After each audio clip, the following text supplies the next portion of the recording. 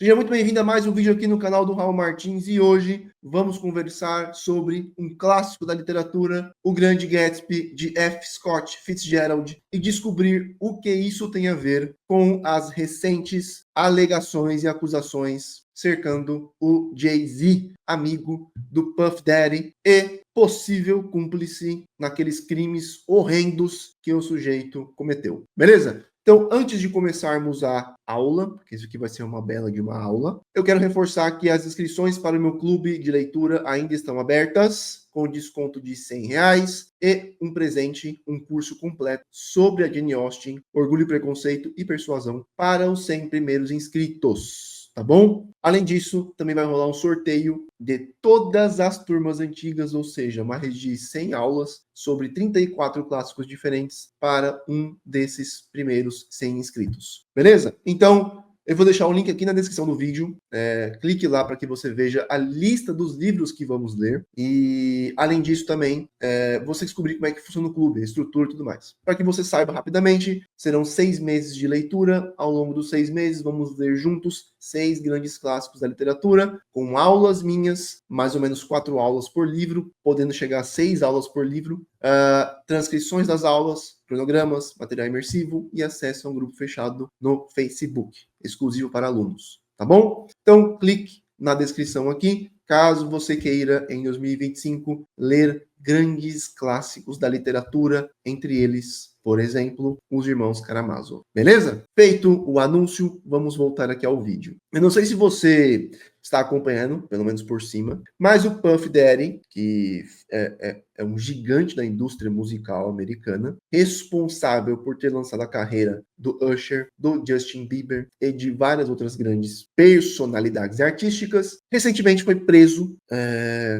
alvo de centenas de acusações de assédio, eu vou tomar cuidado com as palavras que eu uso, ele foi preso com centenas de acusações que vão desde tráfico humano até, como é que se fala? Até abuso, certo? Abuso físico, ok? Para quem entendeu aí, meia palavra basta. Inclusive, invadiram a mansão dele e em 2 mansões, eu acho, salvo engano, encontraram 1000 garrafas de óleo de bebê. Inclusive, é muito provável que o Puff Daddy tenha abusado do Justin Bieber enquanto ele era menor de idade. É possível que ele tenha abusado do Usher quando ele era menor de idade, certo?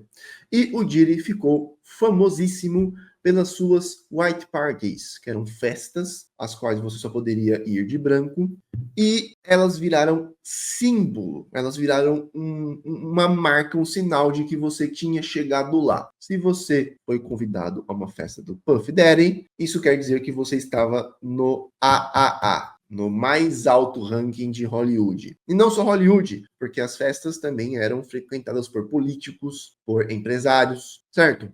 Era o AAA da sociedade, a nata da nata da nata, ok? Porém, também havia festas que ocorriam depois das White Party, que eram chamadas de Freak Off. E foi nessas Freak Off Parties que aconteceram coisas terríveis, horríveis, quase inomináveis, que, cara, por exemplo, o Puff Daddy trancava as portas, ele diminuía o ar-condicionado ou desligava o ar-condicionado para que todo mundo ficasse com calor, ele distribuía entre as bebidas várias drogas para que as pessoas ficassem indolentes, porém, ele fazia um mix de drogas para que as pessoas ficassem ao mesmo tempo indolentes, para que sua guarda baixasse, porém, por outro lado, que elas não ficassem fisicamente desestimuladas. As pessoas ficavam ao mesmo tempo com tesão e com a guarda psicológico-moral baixa, né? Calor, tal. Então ele criava todo o ambiente para que ali acontecessem as maiores sacanagens. Inclusive, também descobriu-se que ele tinha centenas de câmeras ao longo da casa inteira, das casas, né, das mansões. Essas câmeras serviam para gravar, muito provavelmente, pessoas de grande poder, fazendo coisas inomináveis, para que depois ele pudesse chantageá-las. Então, Puff Daddy, depois de anos fazendo essas coisas, foi finalmente preso, porque sua ex-esposa, Cassie, que sofreu muito na mão do sujeito, apanhou dele, também foi abusada por ele, foi obrigada a fazer várias coisas com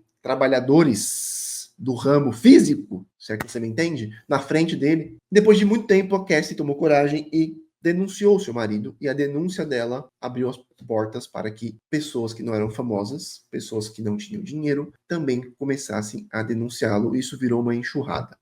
Porém, o problema disso tudo, se já não bastasse o Diddy, é que ele não fez essas coisas sozinho. Então, o advogado que está cuidando do caso, das centenas de alegações, veio a público há pouco tempo dizendo que ele não tinha sido o único indiciado e não tinha sido o único acusado. Outros nomes surgiriam. As pessoas começaram, evidentemente, a pensar, né, a imaginar quais nomes seriam, sendo que muitos famosos participaram das White Parties. Famosos que vão desde jogadores da NBA até políticos, passando por atores de Hollywood, como, por exemplo, DiCaprio, Ashton Kutcher, LeBron James. Porém, havia um nome que estava, assim, cara, na boca de todo mundo. Jay-Z. Jay-Z é um amigo íntimo do Puff Daddy e muitos diziam que ele tinha se envolvido com aquelas coisas, que ele sabia de tudo, mas até agora ninguém tinha falado absolutamente nada. Porém, 2 dias atrás surgiu uma acusação contra Jay-Z de uma moça que diz ter sido violentada ao mesmo tempo por ele, Puff Daddy, e uma cantora não nomeada, mas famosa também, enquanto ela tinha 13 anos de idade. Sim. Então ela foi para uma festa do Puff Daddy, drogaram a menina, embebedaram a menina, levaram ela para um quarto, e no quarto ela foi abusada. E tentaram abusar ainda mais, mas ela correu, enfim. O que isso tudo tem a ver com o Grande Gatsby? Em primeiro lugar, existe a coincidência de que Grande Gatsby é um livro que fala sobre um sujeito que saiu do nada e chegou aos píncaros da glória, da riqueza e da fama. O Grande Gatsby, no livro, é um personagem que ficou conhecido pelas suas festas. Inclusive, o F. Scott Fitzgerald fez as descrições mais maravilhosas e suntuosas de grandes festas que você já poderá ler na sua vida. E o Grande Gatsby é muito parecido, sob alguns aspectos, com o Puff Daddy e o Jay-Z, porque ele também era um sujeito que saiu do nada, ele era um sujeito que mudou de nome. Puff Daddy e Jay-Z não são os nomes reais dos 2 sujeitos, evidentemente. Jay-Z acho que chama Sean Carter e o Puff Daddy eu nem sei qual é o nome dele, acho que é Sean Combs, uma coisa assim. O Grande Gatsby, seu nome não era Jay Gatsby, ele muda o seu nome para que ele se afastasse das suas origens humildes e para que ele assim conseguisse transformar-se em mais do que uma mera pessoa comum. Ele se transforma em um ídolo, certo? O Grande Gatsby foi um livro escrito por F. Scott Fitzgerald, que gozou de fama. Ele era famoso, ele ganhou muito dinheiro com seus livros e ele viveu uma vida de celebridade durante muito tempo da sua vida. Ele participou de várias festas. Ele estava nos píncaros da glória da sociedade. Ele tinha muito dinheiro, ele era muito bajulado, era bonito e, ainda por cima, era extremamente inteligente e culto. Porém, o Grande Gatsby ele escreveu quando já estava em franco declínio. A sua mulher, que era uma doida varrida, igual a ele, 2 doidos varridos, estava se engraçando com um piloto francês. O Scott Fitzgerald já não conseguia ganhar tanto dinheiro com suas histórias, ele já não estava conseguindo se manter no topo da sociedade, já não tinha tanto dinheiro assim, e ele estava com um gravíssimo problema de alcoolismo. Então, Grande Gatsby é escrito por um sujeito que viveu toda essa glória, porém já estava numa fase em que a glória tinha perdido o seu brilho. Não completamente, porque é muito difícil você se afastar dessas coisas, tá? Mas, pelo menos, o Scott Fitzgerald conseguia enxergar um pouquinho melhor, né? Ele conseguia penetrar um pouquinho melhor aquela ilusão de fama e dinheiro. Então, Grande Gatsby é escrito como um livro que, ao mesmo tempo, apela, parece ser uma apologia à fama, à glória, ao dinheiro, ao status, porque, de fato, o Scott Fitzgerald sentia aquele apelo. E é muito difícil nós não sentirmos esse apelo. Toda a cultura de influencers vive desse apelo. Eu conheço pessoas grandes, influencers muito grandes, pessoas que ganham muito dinheiro, que são honestas, não são más, etc. Mas que sabem que vendem, o que faz com que elas vendam seus produtos não é o seu conhecimento, ainda que elas possam ter conhecimento. O lifestyle é a imagem do Gatsby, são os carrões, as festas exclusivas, as casas enormes, os apartamentos com vistas panorâmicas, as bolsas de 30 mil reais. Esta outra vida que parece inacessível aos meros mortais e mais, parece melhor. E o Grande Gatsby é um livro maravilhoso porque nele há algumas descrições que capturam perfeitamente essas sensações, tá? Então, qual é a história aqui basicamente do Grande Gatsby? Eu não vou dar spoilers do final, ok? Então, caso você não tenha lido o livro ainda, você não vai ganhar spoilers, mas você vai ganhar um panorama para que você queira ler o livro, ok? O livro é narrado por um tal de Nick. Nick é um sujeito que não é pobre de forma nenhuma, mas também não é milionário como Gatsby, a Daisy, o Tom e outros indivíduos do livro. Então o Nick é meio termo. Ele teve alguns privilégios, tá? Porém, não está no nível dos multimilionários de fato. Ele nasceu numa boa família, teve sempre dinheiro, mas não é pobre. E é importante que o Nick esteja nesse meio termo, porque por meio dele conseguimos acessar tanto os milionários quanto os poucos realmente pobres do livro. E o livro, cara, é impressionante. Existe uma edição da Antofágica do Grande Gatsby, na qual eu acho que é no prefácio. Não leiam prefácios. Não leia prefácio, ok? É um negócio perigoso. O indivíduo, não sei se é mulher ou homem, não lembro, não interessa também, diz que o Grande Gatsby foi a primeira grande peça de propaganda do estilo de vida americano. Ou seja, a pessoa lê o livro e acha que o Scott Fitzgerald está fazendo uma apologia ao Grande Gatsby, uma apologia a Daisy, uma apologia ao Tom, e não percebe que o livro, evidentemente, uma exposição, é um exposed da ideia do self-made man, é um exposed da ideia da glória e da fama, é um exposed dos ricos, é um exposed do vazio e da imoralidade que subjazem toda essa parafernália luxuosa. É um exposed. O Scott Fitzgerald não está fazendo uma apologia a esse negócio. Havia, na época dele, muitas apologias a essa vida, evidentemente. Foi a época do jazz, a época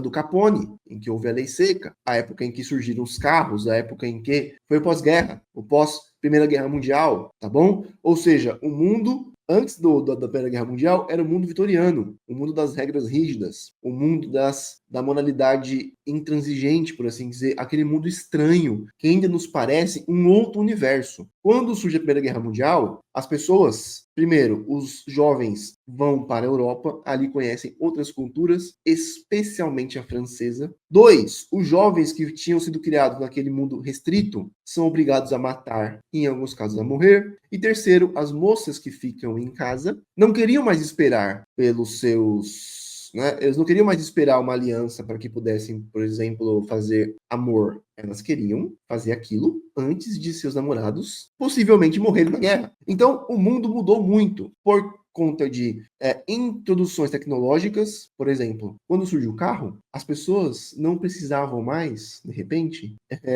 ter um lugar, ter um teto sob o qual elas pudessem fazer tchucu-tchucu. Os jovens começaram a fazer sexo dentro do carro. Então, a tecnologia foi mudando as coisas. Depois o Freud também foi popularizado. Não o Freud em si, mas pessoas popularizaram suas ideias de segunda mão e o que chegou ao mundo, no geral, foi a ideia de que tudo se resume a sexo, né? E o sexo era a pulsão única da vida e a mais real da vida. Então, muitas coisas mudaram aquele mundo, desde o mundo vitoriano para o mundo do Grande Gatsby, tá? Então, é nesse contexto aqui que o Scott Fitzgerald escreve um livro sobre um sujeito que é o Gatsby. Quem é o Gatsby? Ele é um sujeito que nasceu pobre e na sua pobreza, quando ainda era um soldado, conheceu Daisy. Daisy é uma moça podre de rica. Bom, ele se apaixona pela Daisy e promete que ficaria rico a ponto de voltar e reivindicar sua mão. Então, Gatsby é uma espécie de sonhador, tá? Ele se apaixona pela mulher e ele promete ficar rico a ponto de conseguir conquistá-la. Parece até um conto de fadas, mais ou menos. Porém, nós estamos falando de um grande clássico da literatura e o que o Scott Fitzgerald faz examinar um pouco mais a fundo esse conto de fadas, tá? Então, deixa eu aqui ler para vocês a descrição de quando o Gatsby apaixona pela Daisy. Vamos lá. Deixa eu jogar aqui deixa eu mostrar aqui. Deixa eu compartilhar a tela com vocês. Fora, present, share screen. Ok, vou aumentar aqui para 200. A casa, o deixou espantado. Jamais eles tiveram... Esse aqui é o Gatsby, tá? Jamais eles estiveram numa casa tão bonita antes. Mas o que dava a Daisy uma intensidade de tirar o fôlego era o quê? Eram seus olhos, a sua inteligência, o seu corpo. Não. Era o fato de ela morar ali. Para ela, algo tão casual quanto a barraca no acampamento era casual para ele. Havia um mistério consumado naquilo. Indícios de quartos mais belos e frescos no andar superior, de atividades alegres e radiantes acontecendo em seus corredores, e romances que não eram embolorados e guardados em lavanda, mas sim frescos e arejados e cheiravam a carros novos naquele ano, e a danças cujas flores nunca haviam murchado. O Scott Fitzgerald é de um lirismo maravilhoso. Recomendo que você, caso não saiba ler inglês, leia a versão original, porque a tradução realmente aqui fica muito difícil de alcançar o original. Porém, dá pra gente ter uma ideia muito boa aqui já. Gatsby se apaixona pela Daisy. Ele fica obcecado pela Daisy. Ou melhor, ele se apaixona pela Daisy. Essa seria a leitura mais superficial. Mas o Fitzgerald está nos mostrando o que de fato aconteceu. A casa o deixou espantado, a mansão na qual ela morava. E o que dava a Daisy uma intensidade de tirar o fôlego era o fato de que, para ela, morar em uma mansão era algo banal. Tão banal quanto para ele era uma barraca no acampamento, ele era soldado. O Fitzgerald também serviu uma época, então ele sabia bem como era isso. Havia um mistério consumado, havia um mistério no fato de que ela morava num lugar gigantesco e aquilo era tão banal. Indícios, sinais de quartos mais belos e frescos no andar superior. Perceba a imagem aqui. Havia indícios de que nos quartos superiores, que são um símbolo de uma vida superior, havia sinais de quartos mais belos e frescos. Não havia provas, havia indícios de atividades alegres e radiantes acontecendo em seus corredores. Então ele entra na casa, a casa é enorme, ele fica apenas no térreo. Ele imagina, com a sua imaginação de pobre, que nos quartos superiores estão acontecendo coisas inomináveis. Estão rolando experiências acessíveis apenas aos ultra ricos, que ali existe uma vida superior, literalmente superior, no andar de cima. E romances que não eram embolorados e guardados em lavanda. Ou seja, ele liga a experiência do amor, por exemplo, a um cheiro de lavanda, a um cheiro de desinfetante. Pobre, mas sim frescos e arejados, e cheiravam a carros novos. Romances que cheiravam a carros novos. Romances que cheiravam a riqueza, ao frescor. Rico não passa calor. Rico está sempre usando linho. Rico está sempre usando roupas que transpiram, que dão abertura para que os poros possam respirar. Ricos têm carros novos. E isso tudo tem um cheiro. E há danças cujas flores nunca haviam murchado. Um rico pode trocar as suas rosas todo santo dia, porque ele pode comprá-las. Tá? Se você comprar uma rosa para sua esposa, um buquê, eu comprei para minha esposa um buquê tempos atrás de rosas, cara, o buquê foi tipo R$ 180, cara. E as rosas depois murcharam. Eu não vou comprar outro buquê, porque é muito caro. E note, se eu fosse me comparar à média do brasileiro, eu sou rico comparado à média do brasileiro. E mesmo assim, os buquês são caros. Então, para que você compre buquê todo santo dia e as flores não murchem, tem que ser muito rico, tá?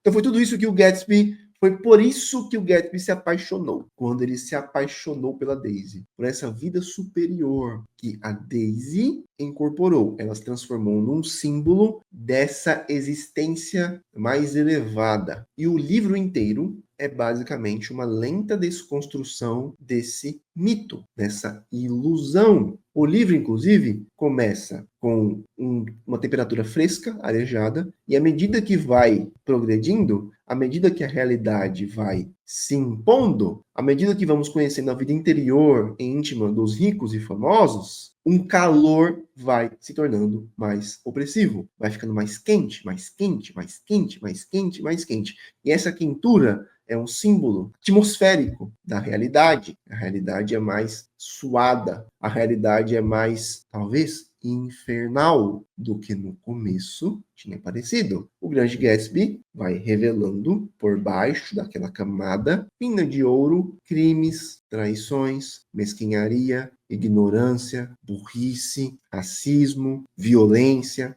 falsidade, ok? que, né, nós agora vimos à tona, né, surgindo à tona com o Puff Daddy e o Jay-Z. O Jay-Z teve basicamente a mesma trajetória do Grande Gatsby. Era um cara que ninguém conhecia e que estava disposto a fazer tudo para chegar lá. O Grande Gatsby, o Gatsby, o Jay-Z, caramba, o Jay Gatsby, eu acho que é o nome dele, né? Se for Jay Gatsby, é uma outra coincidência. Ele é um soldado, tá? Ele vai servir. Depois ninguém sabe direito como é que ele conseguiu ganhar todo o seu dinheiro. O que sabemos é que ele tinha algumas conexões, no mínimo, estranhas com figuras, no mínimo, escusas. Inclusive um contrabandista de álcool. Lembrando que nessa época, estávamos na época do Al Capone. Al Capone tornou-se o maior gangster da sua época, contrabandeando álcool, ok? Então é bem possível que o Gatsby tenha conseguido a sua fortuna por meio do contrabando de álcool. Ou seja, uma atividade criminosa. Agora, eu gostaria de pegar duas descrições do livro que encapsulam perfeitamente a ilusão e a desilusão. Porque, prestem muita atenção aqui, é difícil resistir ao glamour. É muito difícil resistirmos ao apelo das celebridades. É muito difícil nós não nos deixarmos iludir pelas vidas aparentemente superiores dos ultra ricos e dos ultra famosos. É muito difícil que não sejamos enfeitiçados por aquilo, tanto quanto Gatsby foi enfeitiçado pela Daisy. E eu já sofri muito com isso, quando eu fui para o Instagram, por exemplo. Então, eu comecei a ganhar, eu ganhei em um lançamento o que eu não ganharia antes em 5, 6 anos, porém, eu tive acesso a pessoas que faziam em um mês mais do que eu fazia em um ano inteiro. Então, eu fiquei meio que na posição do Nick. Eu tinha acesso ainda a pessoas do meu círculo social, que eram pessoas que não eram ricas, pessoas que eram mais pobres, ganhavam bem menos do que eu, mas eu também tive acesso a pessoas que ganhavam enormemente mais do que eu. E durante um bom tempo eu fiquei enfeitiçado por aquilo. Claro que sim. Não é fácil você ver alguém que pode comprar uma Porsche sem fazer cócegas no seu bolso e não se sentir, no mínimo, um pouquinho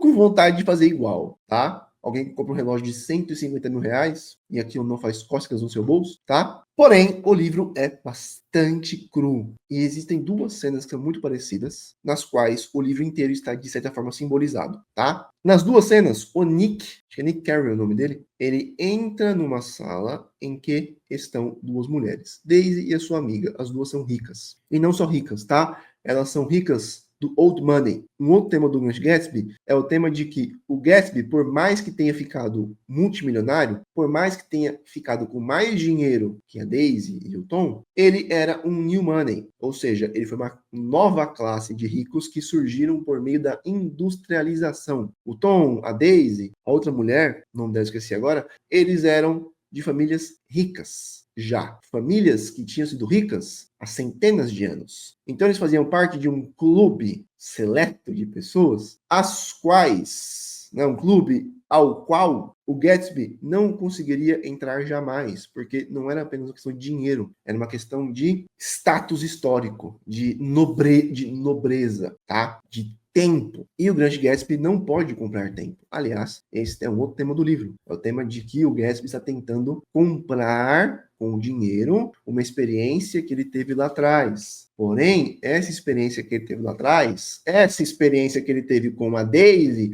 quando ele sentiu indícios de uma vida superior, era uma ilusão. Porque quando ele conseguiu a tal vida superior, ele continuou vazio. Ele ainda tentava capturar a Daisy, né? Roubá-la do seu marido, porque a Daisy para ele virou esse símbolo de algo basicamente inatingível, que é essa vida superior. Ele confunde as coisas, tá? O Gatsby é uma figura bastante trágica e ele nos comove, porque ao mesmo tempo em que o sujeito fez algumas coisinhas escusas, ele é o melhor daquele livro. Porque o resto das pessoas daquele livro são todas horríveis. Elas não têm nenhum objetivo de vida. Nada faz com que elas sintam alguma coisa. São todas vazias, mortas. O Gatsby, pelo menos, tem algum sonho. É um sonho ingênuo? Falso? Sim, mas ele tem alguma coisa em si, tá? Mas aqui, voltando aqui. A primeira descrição é esta aqui, ó. O Nick entra na sala, logo no começo do livro, caramba, e encontra Daisy e a sua amiga no sofá. Vejam como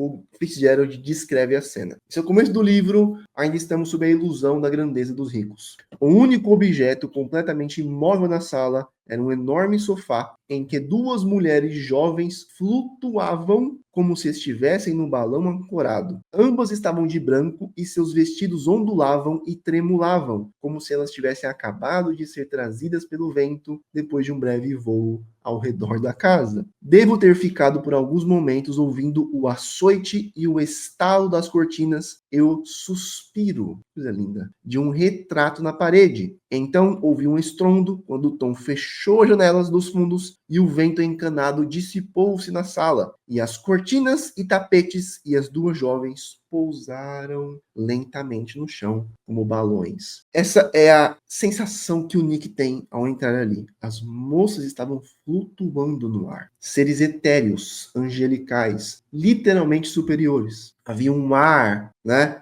Lufadas de vento fresco que corriam pela sala, fazendo com que elas continuassem no ar. O próprio ar a sustentava ali, pairando acima dos meros mortais. O retrato na parede suspira, tá?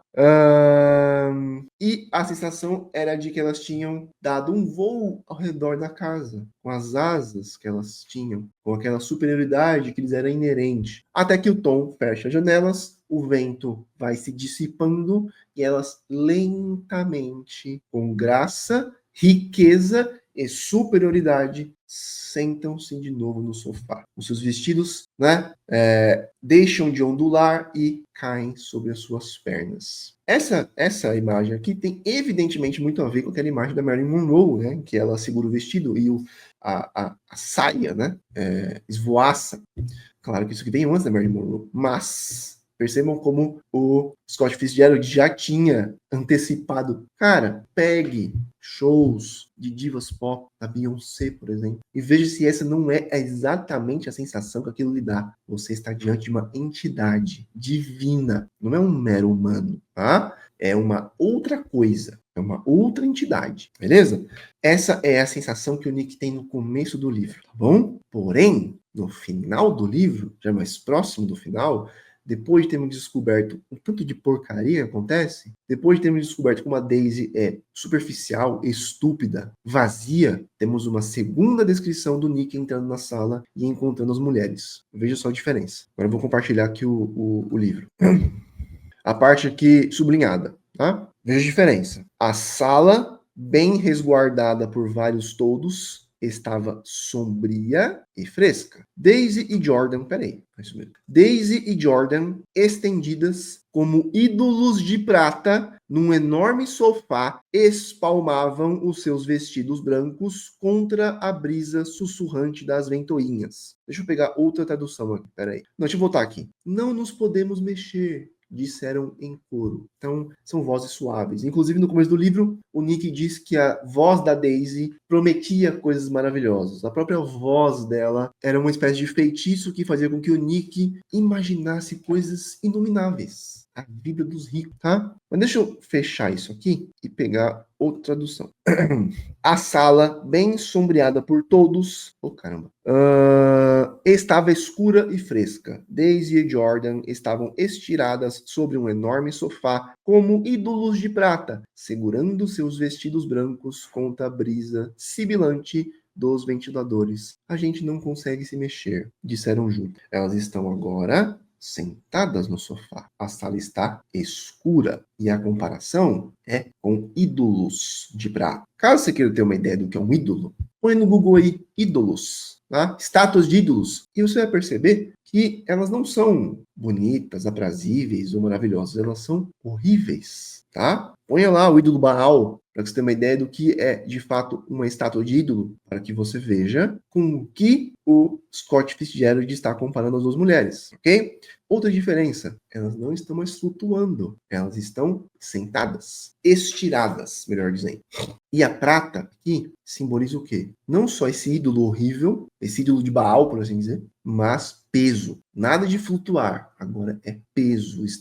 Não estão depositadas suavemente no sofá, estão esparramadas, né, largadas, como um ídolo de prata arreganhado no sofá. É uma imagem horrível, inclusive, tá? Mas não só isso, não só isso.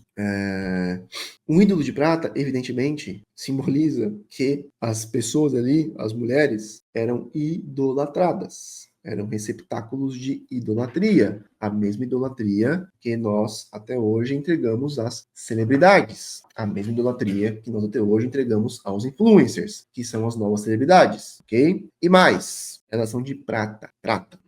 A prata aqui significa o quê? Significa a corrupção, o dinheiro, tá? Significa que aqueles ídolos são pesados, são horríveis e são idolatrados porque tem apenas dinheiro, não é? Nessa segunda entrada de Nick na sala, Daisy e Jordan já são um símbolo muito mais real. As duas podem realmente simbolizar um mundo inacessível, um mundo de felicidades orgiásticas e de superioridade quase divinal. Elas ainda causam essa sensação, tá? Elas ainda simbolizam a entrada a esse mundo, mas também simbolizam a prata, o poder puro, pesado e brutal do dinheiro, simbolizam a idolatria. Também é importante dizer que o carro do Grande Gatsby, quando é apresentado pela primeira vez, é apresentado assim, ó, peraí. Deixa eu ver se eu acho aqui. Temos aqui o carro do Gatsby também. Aqui acontece mais ou menos a mesma coisa, tá bom? O carro do Gatsby, a primeira vez em que é descrito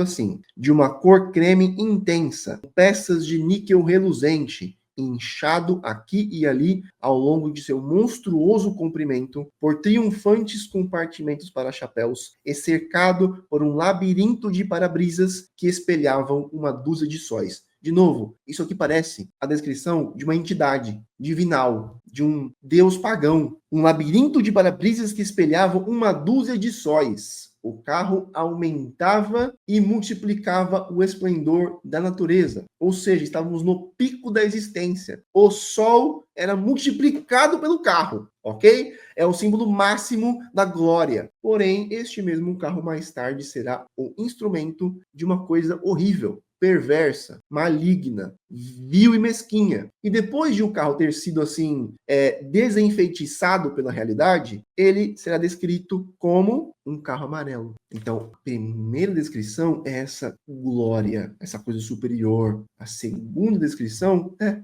prosaica e mais realista. É um carro amarelo. Ponto final. Então, Grande Gatsby é um livro que vai partir da ilusão para a desilusão, do mundo fantástico e róseo para o mundo real, dos indícios de uma vida superior para a realidade de uma vida superior que, no final das contas, vazia, é inferior, tá?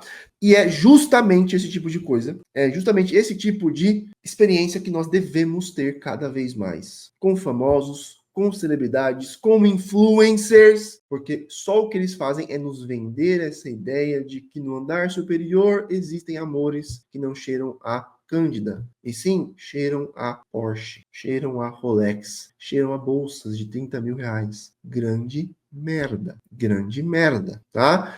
O F. Scott Fitzgerald viveu tudo isso e no final percebeu, é uma grande porcaria, ok? Então, este livro aqui é indispensável para quem quer parar de idolatrar gente famosa, para quem quer parar de idolatrar influencer, para quem quer escapar dessa rede de influência, de feitiçaria, cacete, e se transformou em indústria das celebridades. Então, o Jay-Z, o Puff Daddy, o DiCaprio talvez esteja envolvido, não sabemos ainda, mas o DiCaprio, ironicamente, foi o sujeito que no cinema representou o Gatsby, tá bom? Então, isso é o que a grande literatura pode fazer por nós. Ela antecipa experiências, porque ela penetra a ilusão e chega à realidade. A ilusão é muito bonita, é muito gostosa, é muito maravilhosa, porém é uma ilusão, tá bom? Isso aqui é só um resumo das aulas que eu entreguei no clube. Eu dei 5 aulas sobre esse livro. E eu analisei vários outros símbolos também. Muitos símbolos eu analisei ali, porque existem vários no livro, tá? Então, caso você queira um acesso mais completo às aulas sobre o Grande Gatsby, as turmas antigas do clube também estão abertas, beleza? Então, você pode clicar na descrição do vídeo e comprar a turma na qual eu analisei o Grande Gatsby completamente, beleza? Então é isso. Espero que o vídeo tenha sido útil para você. Espero que ele tenha feito você querer ler Grande Gatsby. É um livro maravilhoso, nota 10. E, por favor, vamos parar de idolatrar gente famosa, rica e influente, tá bom? É isso. Muito obrigado e até o próximo vídeo.